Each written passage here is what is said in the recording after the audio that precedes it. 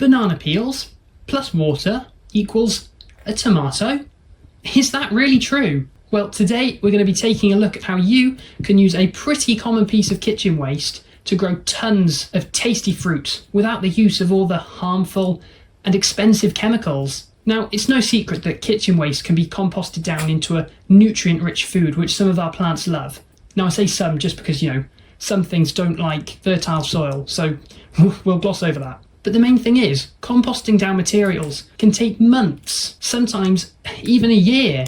But what if I told you that we could potentially switch out those months of waiting for just a couple of days? Trust me, I did not believe the results either. So before we take a look at how you can use banana peels to create your very own magical elixir, let's just quickly take a look at what benefits the humble banana peel actually has.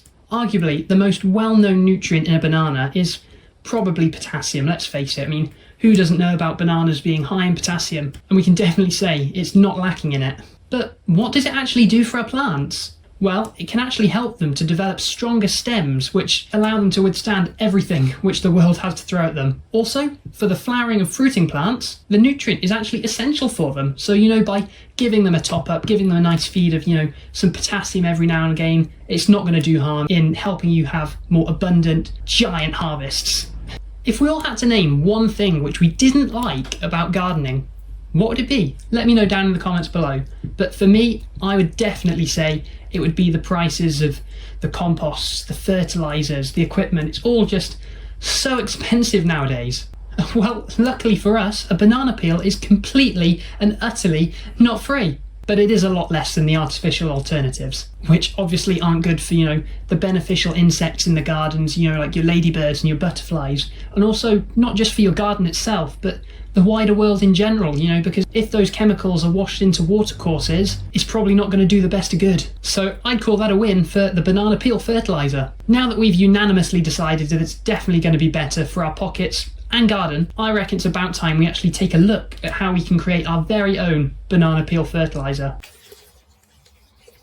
The first thing we're going to actually want to do is take a look at what we need. A container or bucket will be ideal because this will give us something to put the banana peels into. We can't just make it in a puddle on the floor. It probably won't work in the way we want it to. Secondly, we could do with some water itself, whether this be rainwater or tap water, whatever you've got available. But obviously, if you have the option of rainwater from a water butt, it's probably better to go with this because rainwater actually has a lower pH than tap water, and plants prefer this lower pH, so I'd recommend using that over tap water. Finally, we'll need a banana peel. And maybe another banana peel. Maybe one more. Okay, I'm just getting full now. We'll call it there at 3. All joking aside though, it's actually a good rule of thumb to go by if you say you'll have 1 banana peel for every 1 litre of water. This way, your ratios and concentration will be at a pretty good level. After we've got our bucket filled with banana peels, it's time to add the water. When I'm doing this, I like to just give mine a stir in the same way you would with a tea bag. Just stir it around to try and help it diffuse faster. But for maximum effect, you're going to want to make sure there's as much contact between the banana peels itself and the water, because obviously if there's more surface area or more contact area, things are going to diffuse quicker.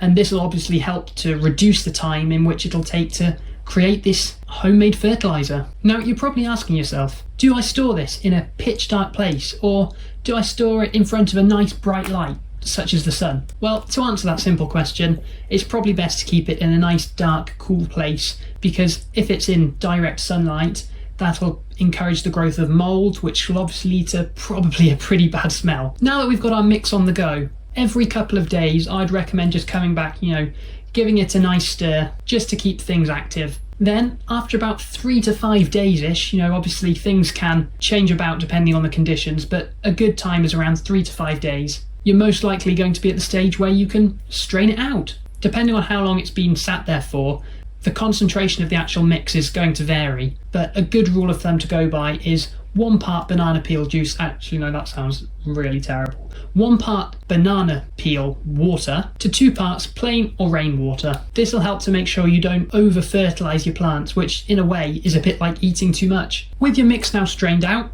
you're good to go. As mentioned before, flowering and fruiting plants do love a bit of extra potassium in their diets. So it's always good to give your plants such as tomatoes a nice drink of this mix, especially when they're putting on lots of growth. And there we are. We've successfully seen that yes, you can turn a banana peel into a tomato, technically. Hopefully this video was useful for you and you'll be able to put it into practice in your own garden, especially given all the benefits it has for you and the crops. If you did enjoy it, please consider leaving a like and subscribing to the channel, as it's such a good way of showing me you like what I make and it really means the world to me. So thank you. And quickly, if you want to improve your soil with something else you might have lying around your house, why not click here to have a find out. But other than that, see you soon.